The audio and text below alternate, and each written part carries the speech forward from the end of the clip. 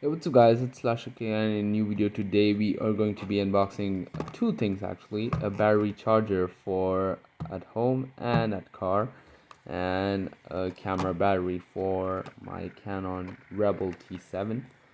So let's start with the unboxing of the battery that was bought with a bundle, in a bundle with the camera actually.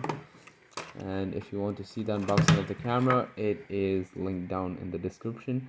So this is how the battery looks, and since it's not directly from Canon, there's nothing much included in the box. It's just the battery itself.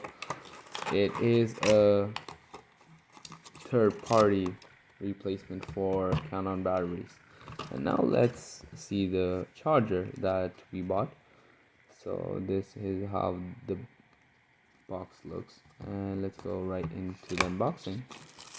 Here we have the charger itself. So this oh well, okay, so you also get a converter with it, which is pretty weird, and you have the charger also in case well, this is actually beneficial depending on where you live, either UK, India, or any Asian countries, if you want to convert your charging. And this car charger is universal everywhere.